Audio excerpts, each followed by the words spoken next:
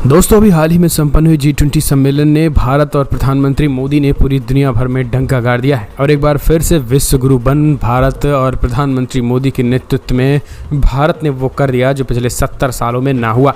G20 इतना सफल आयोजन हुआ कि पूरी दुनिया जो है वो भारत की तैयारियों, भारत के विचार, पीएम मोदी की घोषणा पत्र को देख करके वो आश्चर्यजनक रह गई कि वो भारत जो पिछले 10 सालों में इतना बदल गया कि आज पूरी दुनिया को दिशा और दशा तय कर रहा है। इन सब के बीच प्रधानमंत्री मोदी को के जो मुद्दे थे, one earth, one family, one future के साथ साथ वसुधैव कुटुंब की जो भावना और भारत और भारतीयता की भावना, जो संस्कृति की झलक पीएम मोदी ने G20 सम्मेलन के दौरान दिखाई, ये वसुधैव कुटुंबकम की बात को जो पीएम मोदी ने चरितार्थ किया और जो पूरी दुनिया को एक परिवार के सूत्रों में एक अर्थ, एक परिवार और एक भविष्य के बारे में जो पीएम मोदी ने ये प्लान दिया है, इससे गदगद पूरी दुनिया जो है वो अब इस पूरे सिस्टम को अपने देश में लागू कर रही है। इन सब के बीच सबसे ज़्यादा चर्चा इटली के प्रधानमंत्री जॉर्जिया मेलोनी की है। जॉर्जिया मेलोनी प्रधानमंत्री नरेंद्र मोदी संग मीटिंग की। पीएम मोदी संग प्रेस वार्ता में जॉर्जिया मेलोनी ने पीएम मोदी को one of the loved person बताया और पीएम मोदी के संग जो है उनकी तस्वीरें सोशल मीडिया में कई वायरल तो हुई, लेकिन पीएम मोदी के एजेंडों को भी उन्होंने ध्यान में रखा। जॉर्जिया मेलोनी पर आपको बता दें, चाहे देश के मुसलमान हो या विदेशी मुसलमान या फिर उन्हीं के देश के मुसलमान, वो खार खाए रहते हैं। इसके पीछे उनकी कट्टरपंथी सोच पर स्ट्राइक, कट्टरपंथी सोच के खिलाफ लिए जा रहे एक्शन से इटली में मुसलमानों में उनमें दहशत है। इस बीच आपको बता दें, भारत से इटली गई जॉर्जिया मेलोनी ने एक तगड़ा एक्शन ले लिया है जिसकी चर्चा अब एक बार फिर से है और वो चर्चा सीधे तौर पर G20 से जुड़ी हुई है। वो चर्चा और वो एक्शन G20 से इसलिए जुड़ा हुआ है क्योंकि G20 में प्रधानमंत्री नरेंद्र मोदी ने वन अर्थ, वन फैमिली और वन फ्यूचर की जो बात की थी, उसमें कई घोषणा पत्र थे। उन्हीं घोषणा पत्र में आतंकवाद के मुद्दे भी शामिल थे। आतंकवाद के मुद्दों के साथ साथ अपने समाज में बिना डर और भय के जीवन जीने की एक आज़ादी का भी उसमें पूरा का पूरा विचार किया गया था। अब इस मुद्दे को लेकर के जो है वो वन अर्थ, वन फैमिली के मुद्दे पर पहुंचते ही सबसे पहला और तगड़ा झटका जो है वो उन्होंने चाइना को दिया। जी हाँ, आपको बता दें 2-3 उन्होंने ताबड़तोड़ फैसले लिए जिसकी चर्चा है। उन्हीं में से कुछ फैसलों को हम आपको बता देते हैं। पहला जो है वो चर्चा इटली को लेकर के और चाइना को लेकर है। दरअसल आपको बता दें, चाइना जो है वो तगड़ा झटका दिया और चाइना को लेकर के अब खबर निकल के आई है कि चाइना के संग जो है वो जो डील थी इटली की, वो तोड़ने जा रही हैं। दरअसल आपको बता दें, चाइना जो है वो CPEC के साथ साथ ऐसे कई मसलों पर इटली जो है वो चाइना संग जो है वो साझेदारी करता था, लेकिन इटली की पीएम को जब ये लगा कि पूरा यूरोप, पूरा अमेरिका अब प्रधानमंत्री नरेंद्र मोदी को एशिया का सबसे विश्वगुरु मान लिया है, एशिया में सबसे ज़्यादा दबदबा जो है वो भारत का है, तो चाइना संग धीरे धीरे डील अपनी तोड़ने लगी हैं, चाहे फिर वो व्यापारिक हो, सामरिक हो, चाहे फिर वो कोई भी हो। अब भारत संग उनकी सबसे बड़ी प्राथमिकता हो चुकी है। इतना ही नहीं, आपको बता दें, विचारधारा की बात करें तो पीएम मोदी संग विचारधारा भी इटली के पीएम की खूब मिलती है। इटली की पीएम दक्षिणपंथी हैं। उन्होंने अपने देश के कट्टरपंथियों पर तगड़ा फैसला लेते हुए वहाँ के मौलाना और मौलवियों को जो है वो खुले में नमाज पढ़ने पर न केवल रोक लगाई है, बल्कि जनसंख्या नियंत्रण के साथ साथ ही वहाँ पर ऐसे तमाम अवैध मदरसों पर भी पूरी तरीके से रोक लगा दी गई है। ये चीज़ें कोई और नहीं बल्कि इटली की पीएम के अनुसार ही हुआ है। इतना ही नहीं, कट्टरपंथियों और आतंकवाद को कुचलने के लिए उन्हें अवैध तरीके के धार्मिक स्थलों पर भी स्ट्राइक की है। यानी इटली के पीएम जो है वो ये सब पहले ही कर चुकी हैं।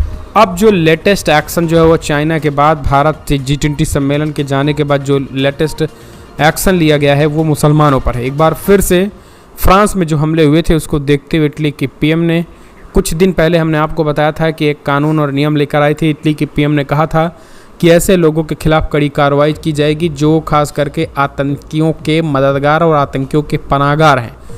अब उन मौलानाओं की लिस्ट तैयार हो गई है। ऐसे 110 मस्जिद जो है वो पाए गए हैं जहां पर इलीगल एक्टिविटी होती है। उन मस्जिदों को जो है वो बंद करने का साइन जो है वो इटली की पीएम के गृह मंत्रालय के द्वारा किया जाएगा, जो कि पूरे देश भर में वहाँ पे 110 मस्जिदों पर प्रतिबंध लगाया जाएगा। इसको लेकर प्रस्ताव इटली की टेबल पर आ गया। इटली की पीएम की टेबल पर जल्द ही विचार करके जो है वो इस पर तगड़ा फैसला लेने जा रही हैं। तो इटली की पहली महिला प्रधानमंत्री जॉर्जिया मेलोनी की चर्चा जो है वो लगातार है। मेलोनी ने 15 साल की उम्र में ही जो है वो इटालियन सोशल मूवमेंट में यूथ विंग में राइट विंगर्स के तौर पर काम किया था और मेलोनी के पिता अकाउंटेंट थे।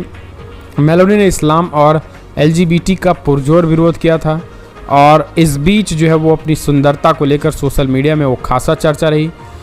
पीएम मोदी की प्रशंसक हैं। पीएम मोदी की भरपूर तरीके से प्रशंसा कर चुकी हैं।